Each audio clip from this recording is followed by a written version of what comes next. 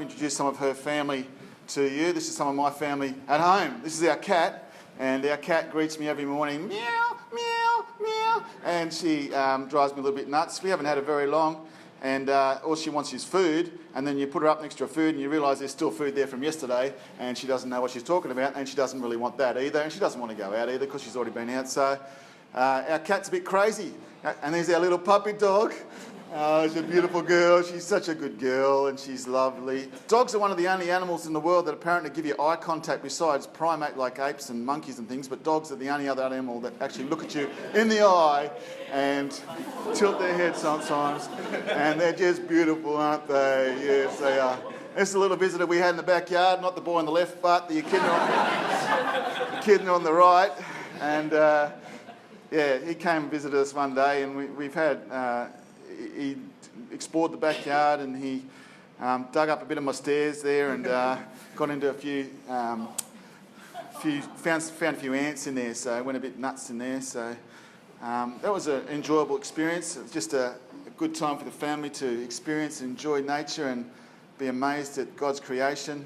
And all these pets of mine, this one isn't really a pet, but all these pets are amazing creations. I'm trying to draw parallels here between us and kids and our Father in heaven. This is one of the first time our cat and our dog were seen in the same room together.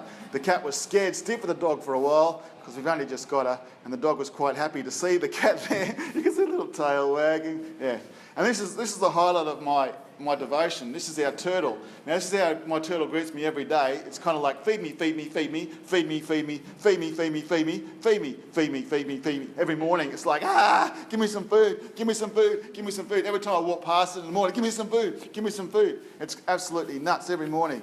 And sometimes it gets itself into a little bit of a pickle, and sometimes it just completely ignores everything else around it except for the fact that it wants to be fed. Often I'll drop food in there, and it's still doing this at me. Give me the food, and then there's food right next to it. So, give me some food, give me some food, give me some food, every single day.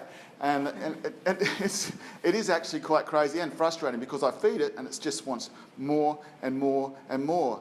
And we've had the turtle for a while, and I love the turtle because it's pretty spectacular and beautiful and amazing, but it does act a bit silly sometimes.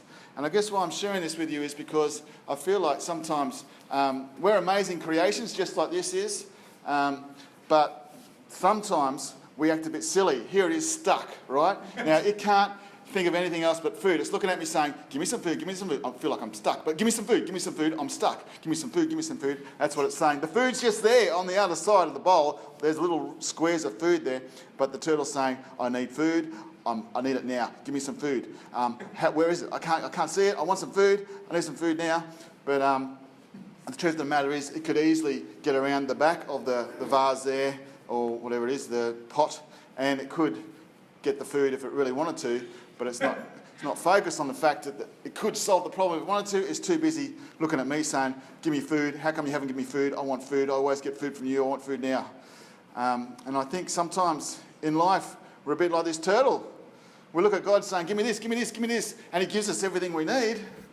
But sometimes the stuff's right there in front of us, but we still think we need more, or we need something else. Sometimes the hand will come in and save the day. The hand of God will come in. But even then, when He pointed you in the right direction, still doesn't see the food. Still looking at me saying, where's the food? Where's the food? Where's the food? It doesn't quite get it. It's right next to you. You can see that. And God must look at us sometimes and say, look, I've given you everything you need to survive. Please be grateful for what it's got. Just turn your head around and look. Everything's there that you need. But the turtle doesn't see that. It's saying, give me the food, give me the food, give me the food. And it's still looking at me saying, I wonder if it's going to feed me. I wonder if He's going to feed me. Where's the food? And it just drives you nuts. Drives me nuts as an owner. I'm thinking, you silly turtle. I think at least once a day I say, you stupid turtle. Now, fortunately for us, God doesn't look at us and say, you stupid human being. He'd just say, you unwise person, you. Yeah. So it did take a while, but eventually, I think it sees the food. Often I have to walk away and hide behind the cupboard and look to see if it's actually taken its eyes off me, and then it can start looking around the environment. Finally, and even then it thinks it's got food and it hasn't. But So my turtle is often interesting entertainment, and I often look at the turtle and I think there's a devotion in that somewhere. There's a devotion in that, and there's a few of us here that look at things in life and we often think there's a devotion in that, and there is. And he's got plenty of food. In fact, he had so much food, I used to give him 3 little squares a day, and then all of a sudden he started molting, what do you call it, the skin was coming off, and the tank was getting all dirty, he couldn't work out what it was, and I realised he was getting fat. He was getting fat because he kept asking me for food, so I thought I had to keep feeding him, but the truth is I didn't. And sometimes he actually does the right thing. So this is one time I actually caught this on film. I was so excited because I put the food in the tank and he saw it straight away. And this was amazing. Put the food straight in there and he saw it straight away and he went for it. And it was, as a master, as an owner of the pet, I thought, whew, finally. Here's a little verse that I've thrown in there. Yeah, this is from the Message, so it's a little different. It's one I've used on devotions before, but it's one of my favourite verses from the Bible because I can relate to it. It's all about worrying and things. If you decide for God, living a life of God worship, it follows that you don't fuss about what's on the table at meal times or whether the clothes in your closet are in fashion. There is far more to your life than food you put in your stomach, more to your outer body appearance and clothes you hang on your body. And look at the birds, free and unfettered, not tied down to a job description, careless in the care of God. And you count far more to him than birds. So I just wanted you to have a think about this morning how much you demand things of God, and whether or not you just haven't got your eyes open to all the good things that he actually has already given you. He isn't necessarily going to give you everything that you ask for. A lot of Christians think if you've got enough faith, ask and you will receive. But if that was the case, then all of us would probably be very spoiled brats with everything we wanted. And I saw an interesting video on YouTube the other day about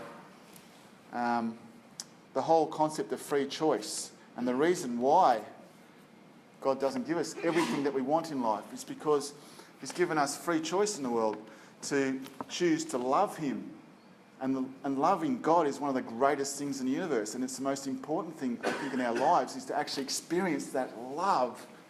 But if we didn't have free choice, if we were just made to love God, then it wouldn't be as amazing, would it? So, and that was all linked towards the idea that we can't just have everything we want all the time. A lot of people go through bad things and they pray about things and some idiots say to them, if you have enough faith, then you'd get what you want. But it's not true. Sometimes it's just not part of God's plan. That turtle wanted more food all the time. It doesn't matter how much faith it had in me feeding it. I wasn't going to give it more. Bad stuff happens to good people, but part of that whole reason is because there's choice on this planet. If we didn't have that choice, then we would be just like robots, and we wouldn't experience love like we do. And the world's full of sin, so bad stuff happens, even to good people. So there's a lot in that little devotion, but hopefully you've taken something out of it. But sometimes you've got to just count your blessings. I've done devotions before on being content, and that's the secret to happiness, being content with what you've got. And I look at my relationship with God is often the same as mine with my own pets or with my children. And when my children are grateful and thankful for what they've got, it makes me so happy. Yesterday, for no reason whatsoever, Isaac decided to get up and do the dishes. It was like the first time ever. Unstacked the dishwasher and did the dishes, and then he came out with an electric massager and said, Dad, would you like a massage? I'm saying, what do you want? You want something, don't you? And he actually didn't. And I couldn't believe it. He was happy. I guess he was really happy because it was Monday and didn't have to come to school. But he actually, it made me really happy when he wasn't asking for things all the time. And I think God's the same. He doesn't want us to sit there and just keep asking and asking and asking for things. He wants us to look at him like the puppy dog in the eyes and show him love. He wants you to be content and be happy and fulfilled knowing that you've got everything you need. Anyway, I hope you can take that with you. I feel like God's spoken through me this morning, and I'm hoping that you can take that with you today into your classroom, When things don't go quite right, look at all the things that are going right. We're living in a great country. We work in a great school. We've got great family and friends. None of us are hungry. We've got so much going for us. Anyway, amen? Amen. Have a good day.